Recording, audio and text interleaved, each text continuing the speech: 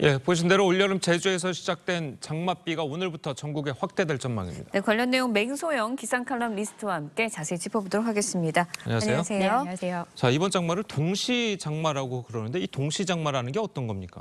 일단 그 동시 장마를 이해하기 위해서는 이 장마가 어떻게 시작이 되는지를 이해하면 좀 좋을 것 같은데요. 예. 보통 이 장마라고 하는 거는 남쪽의 덥고 습한 공기와 우리나라 상공에 머무르고 있는 차고 건조한 혹은 차고 습한 공기가 대립하는 과정에서 만들어지는 전선입니다. 네. 경계면인데 정체 전선이라고 하는 것은 그 공기들의 세력이 너무나도 비슷하기 때문에 거의 한반도 주변에 한 7월 동안, 한 달 동안 머물러 있는 그런 상황인데요. 예. 보통 일반적으로 1991년부터 2020년까지 과거 30년간의 장마의 시작 시기를 좀 비교해 보면 제주도에는 6월 19일, 그리고 남부지방은 6월 23일, 그리고 중부지방은 6월 25일. 그러니까 약간의 2, 3일의 격차를 두고선 제주도부터 시작해서 그렇죠. 남부지방, 중부지방 서서히 밑에서부터 세력을 이제 더해지면서 올라오는데 올해 같은 경우에는 이 정체전선상에서 발달한 저기압이 이 정체전선을 끌어올리는 그런 역할을 하면서 굉장히 강하게 발달해서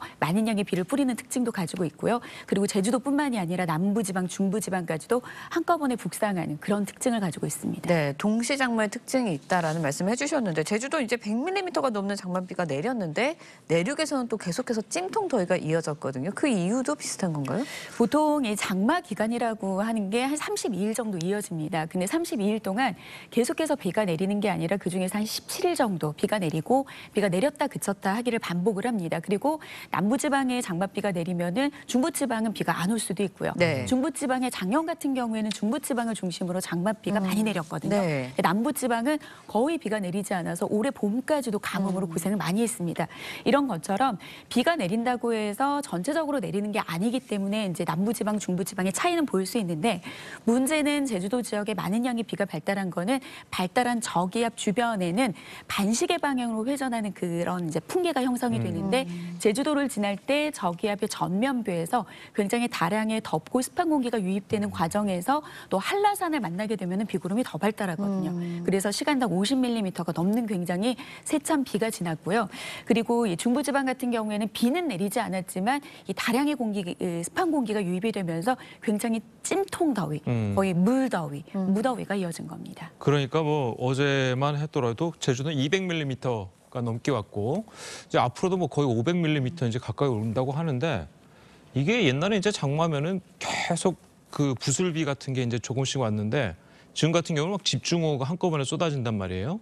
자, 이런 게 이제 계속 장마 기간 동안 계속되나요? 어떻습니까? 그렇죠. 이제 지구 온난화로 인해서 전 지구의 평균 기온이 올라가고 이게 해수면 온도가 상승을 하게 되면은 이 대기 중에 품을 수 있는 수증기량이 많이 늘어납니다. 이렇게 된다는 것은 비구름을 더 강하게 발달시킬 수 있을 만한 조건들이 형성이 된다는 건데요. 실제 2000년 이전과 이후에 발달한 장마 전선의 패턴을 좀 비교해 보면 과거에는 굉장히 정체 전선산 주변으로 폭넓게 발달한 비구름의 영향으로 좀 더 많은 지역에서 오랫동안 좀 비가 좀 골고루 내렸다라고 하면 2000년 이후에는 정체전선 주변에서 굉장히 동서로 얇은 띠 안에서 거의 뭐 좁게는 20에서 40km 사이에 강한 비가 집중되는 그러니까 시간과 공간의 집중도가 강해지는 그런 형태의 장맛비가 좀 발달하고 있는 게 특징인데요. 예. 실제로 과거에 비해서 최근 들어서 내리는 장맛비의 패턴 중에서 집중호우의 패턴이 한 1.5배 정도 늘어났습니다. 네, 집중호우의 패턴이 늘어나다 보니까 그렇다면 태풍은 또 어떨지 궁금하거든요. 아무래도 이제 앞서 말씀드린 것처럼 태풍 같은 경우에는 열대 해수에서 해수 온도가 한 26도 이상만 돼도 태풍이 발달하기 좋은 조건인데요. 전 지구적으로 기온이 오르기도 했지만 해수면 온도가 올라가게 되면은 아무래도 태풍이 발생할 수 있을 만한 조건이 형성이 된 데다가 그리고 우리나라 주변의 해수 온도는 전 세계의 해수면 온도 상승의 속도보다 2배 이상 빠릅니다. 그러니까 보통은 태풍이 열대해상에서 발생을 해서 중위도권으로 올라오게 되면은 바다 해수면의 온도가 낮기 때문에 자연스럽게 강도가 약해지거든요. 그런데 우리나라 주변의 해수 온도까지 올라가기 때문에 강한 강도를 우리나라 주변 지역까지 올 때까지 유지할 수 있고 또 강한 피해를 낼 수 있기 때문에 앞으로는 뭐 장마철의 집중호우뿐만이 아니라 이제 태풍의 강도라든지 이런 것들도 더 강해질 수가 있겠죠. 예, 지금 뭐 동시 장마라고 그러셨잖아요. 자, 그렇다면 예전에는 뭐 장마라고 해도 뭐 한 이틀 비 오면 뭐 한 2, 3일은 또 맑고 막 이런 게 반복이 됐는데 지금 같은 경우에는 똑같이 뭐 비가 왔다가 그치다가를 반복합니까? 아니면 뭐 계속 비가 오는 게 되는 겁니까? 그거는 어떤 이런 날씨의 상황에 따라서 장마가 뚜렷하게 어떤 패턴으로 변합니다라고 사실 말할 수가 없습니다. 그러니까 올해 같은 경우에는 한반도의 주변 상황이 동시 장마를 유발할 수 있는 네. 요건이고 그리고 또 어떤 해는 일찍 시작됐다고 해서 또 32일 정도 이어지는 장마라고 해서 일찍 끝나는 건 또 아니거든요. 예. 1973년 같은 경우에는 일반적인 그 시작 시기에 시작이 됐지만 장마가 6일 만에 끝났습니다. 가장 짧았던 장마이고요.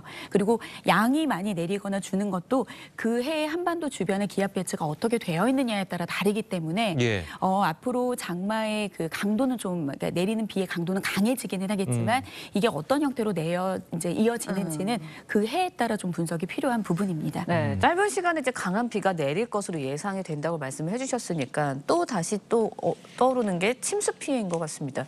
지하 주차장이나 지하 공간에서는 대비를 좀 해야 할 것 같거든요. 그렇죠. 이렇게 보통 보면은 상습적으로 침수되는 구간이라든지 항상 늘 피해가 발생하는 구간들이 있습니다. 예. 그런 곳에서는 사실 지금처럼 장마철이 시작되기 전부터 좀 이제 만반의 대비를 좀 하셨어야 됐고요. 네. 그리고 지금 이제 올해 같은 경우에는 좀 특징이 시간당 한 50mm의 비가 예상이 되거나 아니면은 한 2시간 안에 90mm, 그러니까 3시간 안에 90mm의 비가 예상이 될 경우에는 네. 기상청이 재난 문자를 행안부나 지방자치, 지자체를 통하지 않고 직접적으로 그 위험 지역에 있는 분들에게 문자를 보내는 6월부터 서울을 비롯한 수도권 지역이 네. 시범적으로 지금 운영을 하고 있는데요. 근데 사실 이런 재난 문자를 20분 전에 받았다라고 하는 거는 그들 지역의 위험한 상황이 시작이 된 겁니다. 그러니까 그럴 때 뭐 물꼬를 트거나 막힌 그 배수구를 뚫기 위해서 나간다라고 하면 네. 사실 시간당 50mm의 비 보통 한 20에서 30mm의 비도 침수가 잘 되는 곳에서는 충분히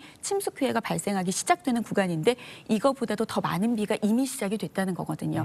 그렇기 때문에 이런 기상청에서 재난 문자를 발송을 한다고 예. 해도 그런 상황에서는 대피가 더 필요한 것이지 뭔가 대비를 하는 것은 아니거든요. 그렇기 때문에 기상청의 단기 예보, 오늘, 내일, 모레 예보는 굉장히 예보의 정확도가 높습니다. 그렇죠. 그렇기 때문에 이런 이제 비의 예보가 예상되는 이런 날씨는 보통 한 최소 이틀 전에는 예보가 되거든요. 그러니까 그럴 때 주변에 좀 미리미리 좀 대비할 수 있는 것들에 대한 침수에 대한 대비를 먼저 하시고 이미 비가 시작이 됐을 네. 때는 대비보다는 대피에 조금 더 집중을 하시는 게 좋을 것 같습니다. 알겠습니다.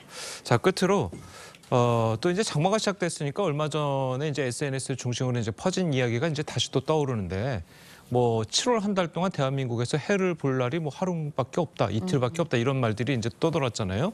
자, 그게 정말입니까? 어떻습니까? 이거는 사실 이제 저는 좀 이런 얘기를 드리고 싶은 게 우리가 이제 앞으로는 기후 변화로 인해서 과거에 사실 그 기상 예보라고 하는 것은 과거의 경험, 기상 네. 데이터를 통해서 학습된 예보 시스템이거든요.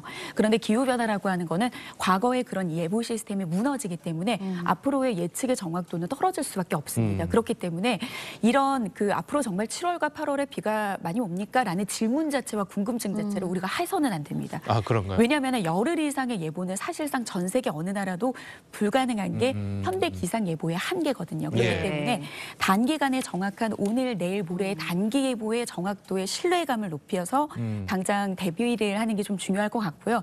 이제는 이제 그런 궁금증이 자꾸 있기 때문에 이런 날씨 괴담이 생기는 거거든요. 그래서 궁금증을 버리고 오늘, 내일, 모레의 정확도가 나온 그런 예보들을 잘 챙기셔야지 좀 불안한 없는 그런 건강한 여름을 맞지 않을까 싶습니다. 알겠습니다. 자, 오늘 말씀 여기까지 듣겠습니다. 고맙습니다. 고맙습니다.